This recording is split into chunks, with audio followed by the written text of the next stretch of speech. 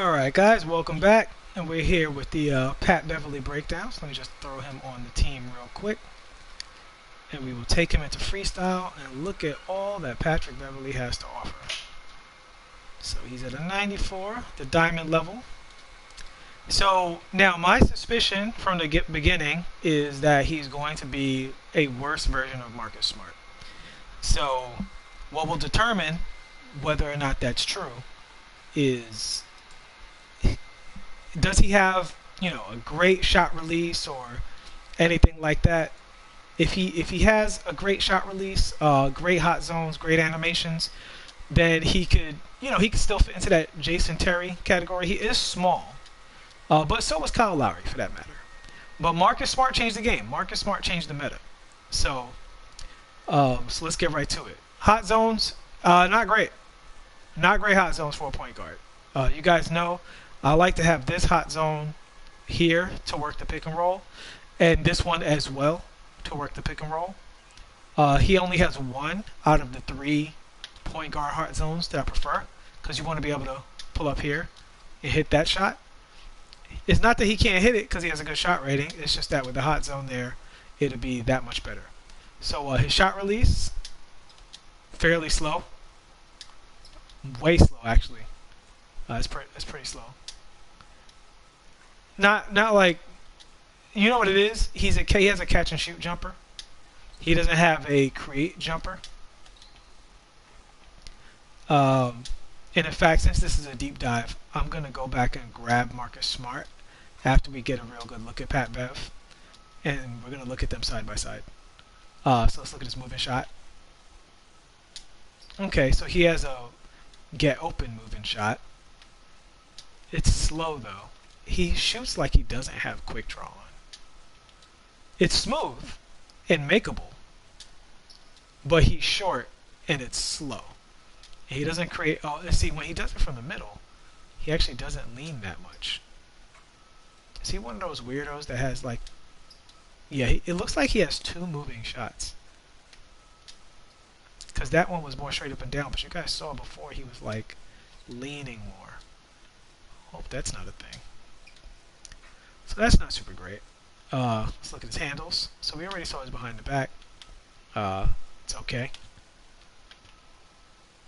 It's good. It's actually good. It's a good smooth behind the back. Let's look at his momentum. That's good. Double momentum. Good. Momentum behind the back. Okay. Doesn't create a lot of space, but it's quick. Let me pop open the chat here. Let's see his step back. Very important. This could make or break the card right here. Good step back. Good step back. God, his jumper is just too slow, guys. Honestly, I don't think this card is really usable. Like, I mean, it's not usable, but with Kyle Lowry out there, Kyle Lowry is a better card than this. If you're gonna go for a card that can't dunk but plays defense and hits threes, Kyle Lowry is elite. Like I would say, I still put Kyle Lowry in the A tier. He's not like I would put Marcus Plus like A plus tier. I would put Kyle Lowry as like still A tier. This card is more like B tier. Not even, I wouldn't even say B plus. I would say B tier. Like ahead of Kyle Lowry. I wouldn't even say ahead, but like with Kyle Lowry in that A plus tier is like Clyde Frazier. The thing about Clyde Frazier, he has the defensive superpower, right? Like he can guard basically anybody. So and he's kind of big. So that makes him special. Kyle Lowry has the shooting superpower, that makes him special. This Pat Beverley card just isn't special. You know what I'm saying? Like it's just not a special card. But we will continue to look at the rest of the animations to see if there's anything else he has to offer. Oh, terrible between the legs.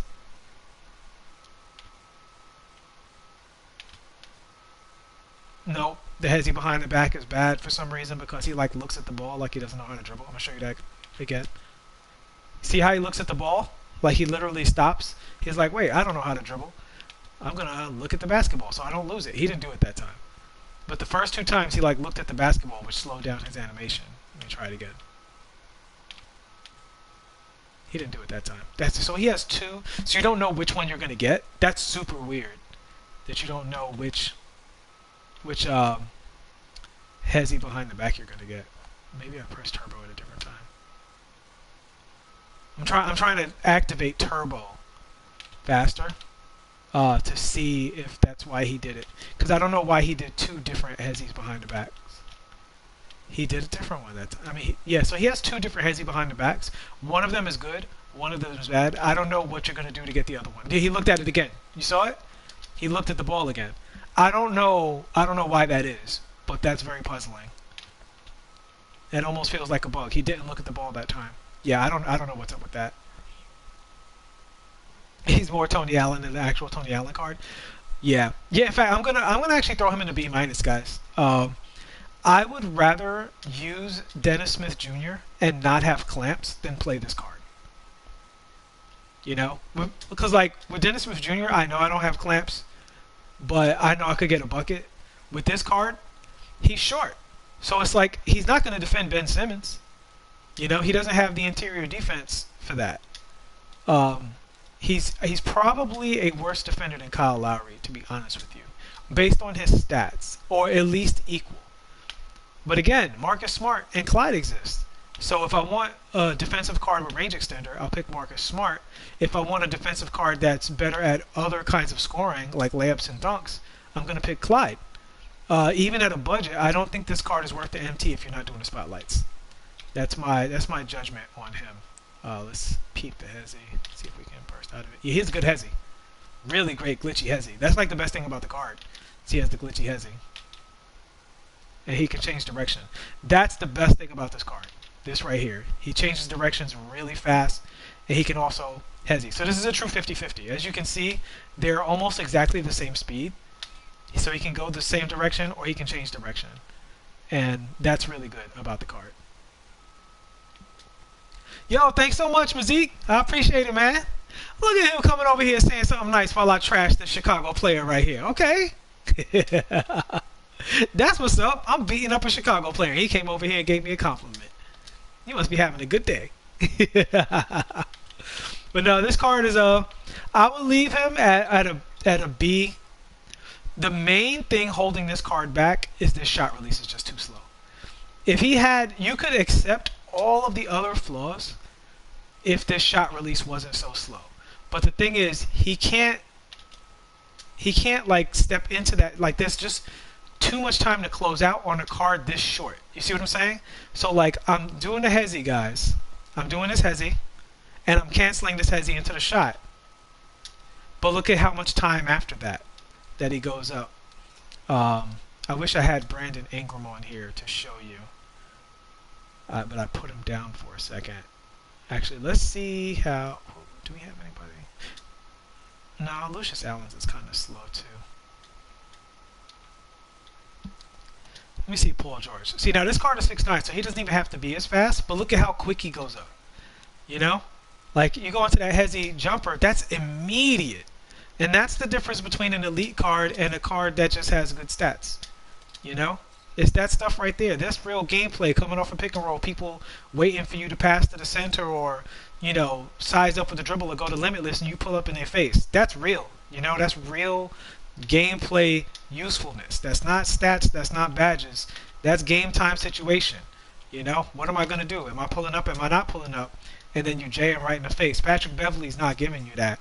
He's just a catch and shoot card. So it's a B+ isn't terrible. He's not unusable. But I don't see any reason you would use that card over Marcus Smart, who's relatively cheap, or Kyle Lowry, who's relatively cheap, or even Jason Terry, who's probably not as good of a defender, but is an infinitely better shooter with Hall of Fame range extender. Jason Terry pulls up from the logo, no problem.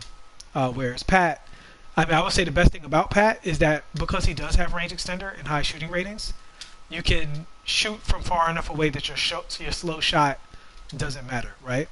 Like with a card like Jim Jackson, his slow shot hurts him so bad because he doesn't have range extender. At least Pat has the range extender, so if people play off of you, you know, you have a chance of hitting from out here where they have to actually recover. Like, you can genuinely space the floor with this card. But that's the final review on Pat Bev, man. He's got some iffy animations, and we didn't even cover the fact that he's just not dunking, right? So he's not going to dunk at all, like ever. He's got a good momentum cross, a good behind and back, a good momentum behind the back, but generally, and a great hezzy, great stop and switch animation. But his jumper being too slow is what keeps him from being a card I would say to use. I would say if you're not doing the spotlights, completely ignore this card. And if you are doing the spotlights and you just like, you don't have any other diamond point guards, I would actually say stick with your budget point guards like your DSJ or your Markel Fultz. Because I would say you would either rather have the scoring or just wait till you're done with the spotlights, sell Pat Bev, and use the extra MT to pick up either Kyle Lowry or Marcus Smart if you want a better version of this style. And if you're not balling on a budget, you should already have that Clyde Frazier as well. Even though he doesn't have range extender, he's literally elite at everything else. All right. So unfortunately, guys, Pat Beverley is a trash can. He's a L. Not only is he just a B, but he's also a B in a specific category. And I didn't even mention Rondo, where there are other cards that do his job better than him, and they all shoot better than him. All of them. I can't stress enough, Jason Terry and Kyle Lowry are elite shooters, whereas Patrick Beverley is a below average shooter in terms of his shot speed. In terms of shot makes, look, if you play a bad player, they're going to let you make shots with a slow release. But when you play those good players and you need a bucket, that slow shot release is definitely going to matter. So I give him a big hit for that. So I'd put him at the end of that group so far. The Jason Terry, Kyle Lowry, Rajon Rondo group. I would even say you might like him. You might like Chris Paul and Shai Gilgeous-Alexander over him. Chris Paul has just generally better animations across the board, and Shai Gilgeous-Alexander 6'6". So I would say Kyle Lowry is the worst of the diamond point guards currently in the meta. Like, forgetting all of the point guards that are clearly outdated, you know, like Earl Monroe and stuff like that. Like, I wouldn't compare him to the trash cards, but he's B minus tier. Barely usable. All right. So I hope this helps, guys. Does who have range extender? Pat Beverley? Yeah, I think he has range extender. Before we leave, we'll look at his stats just so we're correct on all that stuff. Oh my God, he doesn't have range extender. I'm so sorry. I thought he had range extender. I thought I saw range extender on this card. Yeah, this card's trash. Nah, forget it. I take it back. I'm sorry. I mean, he's big trash. C+. C+ tier card. Don't use this card. Don't mess with this card unless he has unless you're doing the spotlights. This spotlight card. Honestly, I would rather use Tyson Chandler than this card, because at least Tyson Chandler is one of the best at his jobs, which is pick and roll defense and finishing. This card is the worst at his job, which is hitting threes and guarding the ball. He's pretty much as bad as it gets. Like, yeah, he has diamond floor general, but that's not enough. He basically doesn't play any offense. Yeah, mega yikes. Mega yikes on Kyle Lowry. He's gonna get a good ugly thumbnail. He's gonna get an uncharitable thumbnail, guys. Alright, Matt Skizzy says, you got a suggestion, watch parties from when we're chilling and watching NBA games. Actually, Matt Skizzy, that's what I'm going to be doing. When the NBA games are on, I'm going to start running just like Domination and Triple Threat offline. And that's just to have something on in the background while I'm grinding this mode. We'll all hang out and talk basketball stuff. But yeah, this card, Patrick, big yikes. He don't really play no D. Beverley. This is an extremely disappointing card. I thought he would at least, you know, have range extender and a better shot release. He'd be semi-usable if he had a quick shot release, but there's just so many cards better than him. Number one being Marcus Smart, who is a version of this, but literally better in every way. He's a better shooter, he's a better defender, and he dunks. Right? Like, I think he has better playmaking badges too. Like, he's like literally better in every single facet of the game. So the price is not the price difference between the two is not worth it. All right. So I'm gonna close this out, guys. I hope this was useful for you. And I helped you avoid a bad card. Alright, so leave this guy alone.